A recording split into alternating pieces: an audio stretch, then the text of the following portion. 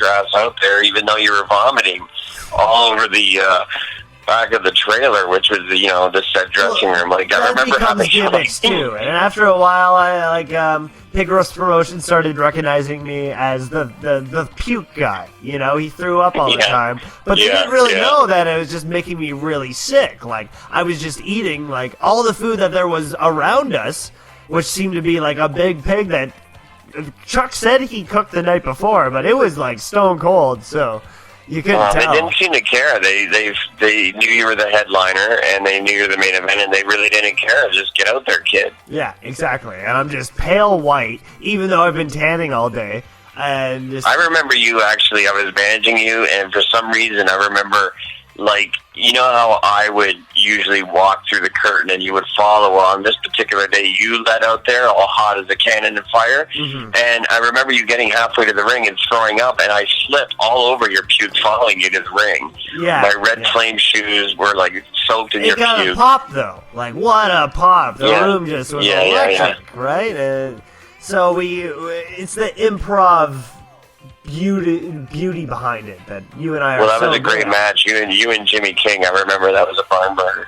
Yeah, and the thing about being the king gimmick is that you always have to, you're in the ring with royalty, right? The intimidation. I mean, like, how do you treat that? Like, how do you fight a king? Well, I don't know. I mean, walk us through the match. How did it feel, you and Jimmy?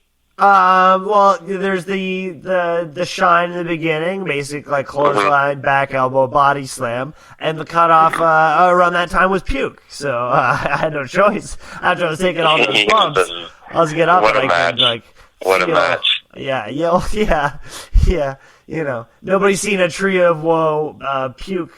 No discharge before, so no. I remember going all over like Crystal Banks' breasts, like she was like your manager and valet at the time too. Yeah, it was just a horror show there at the Lions Club. The Lions Club treated us really well, though. Sometimes they have to come between this decision. They think to themselves, there's been a lot of drama in these carnival shows. Mm-hmm. Is next year worth it, or do we just bring a cover band? And so the cover band ended up being the choice. Let's say. Yeah, the Cavaners singing like Beatles covers. Yeah. That was great. Well, it kind of drew a little more than wrestling, which is kind of shameful because those shows were, free. Well, I think, a lot had to do with, like, SlickRick, like, grating his face where he was bleeding all over in front of children. And that's a lot of officials seem to, like, frown upon that. Yeah. Mm-hmm. Sorry. I don't blame him. It's scary. I mean, like a current Lucha Underground star right now. I remember him being like at the back of a carnival show with his arms crossed while the show was pretty much being rained out. But there was fans still there, so the dad didn't, necessarily take rain. It's interesting. I actually seen like Amazing Red, who was called in for the show, like walking down the street, like wanting to leave. Yeah, and just doing anything he could not to get his picture taken at this event. And he played some of the carny rides, though, and he won a stuffed animal, so it's not like he went home with nothing. But it certainly wasn't money. It definitely wasn't. He was not happy. No, he wasn't, because if anything, winning that stuffed animal was still money out of his pocket. So the only thing that saved the day is that we got Pee Wee to slide him, some sheebage. Yes. As we say in the business? Yes. Gimmick. The gimmick. Gimmick. Yeah. Gimmick, the good gimmick. Yeah. Well, you all the memories. But it's not like he can cross the border with it because No, well, Pee Wee makes him smoke it right there in front of him. Yeah. Tell me how it tastes. How was that one? Was that a good one? I'm sorry? What? Gimmicks, you don't need to rip them off. People will accuse you more than you deserve. Let's give you that compliment. Well, let's face it. I mean, like, getting back on track here, some of these workers that over the past several years that have been like accused of this infringement of copying these gimmicks, a lot of them are still in the business today. I mean, let's take a look at the success rate of somebody like Randy Vaughn, who just had a big show in St. Catharines, and he was wrestling Cody Deaner of all things, and this is a global force phenomenon that has many, many titles in Ontario, and Randy Vaughn had a big match with him just the other night, so, I mean, he can't be wrong in his gimmick, can he?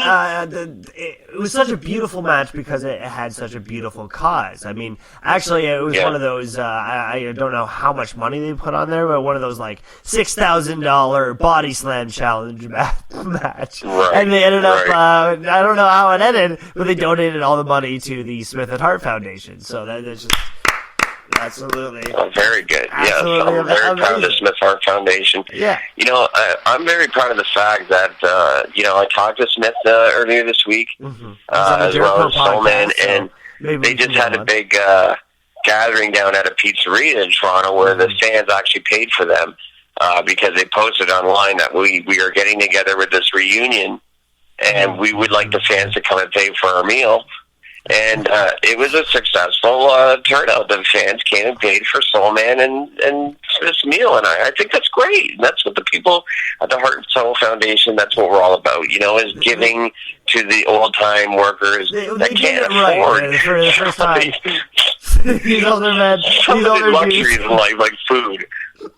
These older dudes did it smart, too. Like, they actually used their technology. They found a place with free Wi-Fi, and they sat there, and they made an Instagram account, and they just started posting videos, but then, and pictures, but they were just posting videos of all this food they were ordering, and also, like, pictures of nothing in their wallets, so, well, let me tell you something, Zach. I would like to send a personal shout-out, probably on behalf of you two, to somebody that did contribute to the Heart and Soul Foundation. That would be one Ronnie Gaff, who actually paid the $700 food tab left by Smith and Matt Garrett and you know, Ricky Soulman Johnson and, you know, many of the friends and family. Like, and big thank you to Ronnie for that one. Thanks, Ron. He also put money into the funding what we now call the Ricky Johnson Studios. So, I mean, like, that man's a staple of the industry. Right. So, like, you know, thank you. You drive the boys around and, you pay for their tabs. You know, anything but the Soulman going under somebody's car seat and pulling out a dirty bologna sandwich that was there for, like, months. Well, you know, I mean, listen, I think that we put smiles on faces. That's what I think. Well, in the end, I think a gimmick that's what it's all about. People aren't laughing at you, but you gotta make them smile. People respond best when they're smiling. Yeah, right. So, it's all about chemistry. It's all about fan reaction. It's all about knowing how to work an audience. And I contribute my success to people like Soulman that, you know, I've watched over the years come in, be the Soulman, rock the house many, many nights. People like Smith Hart was, you know, probably goes down in history as being one of the most successful in the Hart family. Smith, you know, with his Puerto Rico run back in 1970s. And I look to these men like heroes. And that's where my gimmick comes from. I wanted to be the Soulman for many years. With, like, Smith Hart psychology and Bobby Bass gimmicks.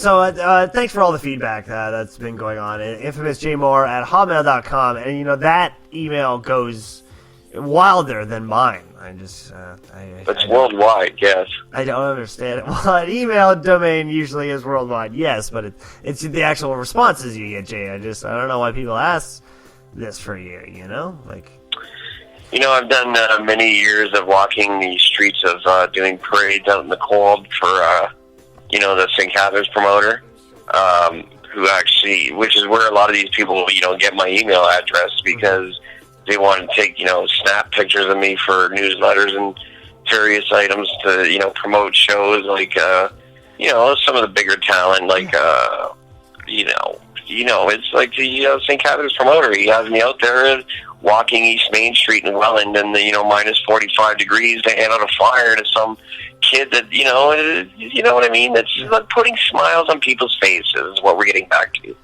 Cecilia Banks from Tonawanda, New York, writes in, Jay, honey, you're the best. Can't wait to see you soon. You should message me back and come up and do some New York State shows.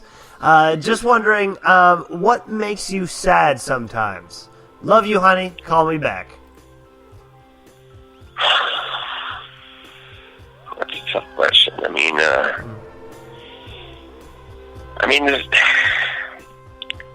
I don't know if I really want to answer a lot of these things, but I mean... Well, sometimes. Not always, just sometimes. It's not often that I get in that state of mind, but I do get upset when I drive 5 hours to a Simcoe production show and, the promoter is, like, stealing money out of my wallet as I'm out at the ring. And, like, I know I'm not supposed to name drop, but fuck Dalton, as we did a show about him earlier, like, actually stole money out of my pocket while I was out in the ring managing like A1 or something like that. And well, he booked you. He knows your wallet isn't in your gimmick pants. Yeah. And it's like sad when, somebody like Dewey from Rochester is walking out of the venue with my money and being considered paid for the show, and I've had to like drive 5 hours to work, and he's getting paid out of my money that fuck Dalton stole out of my wallet. And then he turns to me, has the audacity of saying, like, I don't have the money, Jay, and what do you want me to do? And it was a sad day. I told you about that time when I thought Matt Ayers stole my wallet. You drove me to the show. You drove me to that show, and at the end, Matt Ayers stole your wallet. That was completely reported, and I was just baked, and I left it at home all along, but I never told him that. I still patted him down, because I thought he had my wallet. Matt Ayers, yeah. I mean, it may not have been your wallet, Zach, but somebody's wallet got stolen that night, and I'm blaming Matt Ayers for everything. Well, thanks, Cecilia, for being a fan. You can follow me too, and not just Jay. So, keep that in mind. This one, what is her name? This is Jessica Ayers. Ayers spelled differently, so she must not be related. From Hedwig, Ontario. She writes, Jay, you're the greatest. Can't wait to see you at a show soon. I was wondering, though, why can't some people agree when it comes to politics? Love ya. Talk to you soon. Interesting you say that. What's her name? Jessica. I mean, I know a lot of people are supporting Donald Trump in the American elections coming up. Yeah. When you consider all things, I mean, think of the Muslims that are living in the United States that he's completely saying that we're going to float out of here and build a wall and have the Mexicans pay for it. So for the Mexicans and maybe the Muslims, obviously they're not going to agree with Don's politics. No. Where maybe somebody like Jessica would vote for Donald Trump, and then just because of the war. And I don't think we'll ever get along, as you and I, being the hip star and Jay Moore, do try to put smiles on people's faces and create things like the Heart and Soul Foundation, and I'm sure there'll be many more charities down the road. There'll but always something be a like cause. Politics. There'll always be a cause. And we'll always keep creating, Jay. And as we move forward, I think maybe there'll be some that just thrive off jealousy, and maybe they'll just try to blame you that that was stolen. But I think we're just all in a melting pot. I think we're all just creative, and still gotta disrespect those little shits stealing my gimmick. Fucking guys. Any wearing a wrestling jacket fan that and sunglasses is bullshit, Jay. Like these kids, they're coming out to modern rock music. I did that. You did that. Exactly.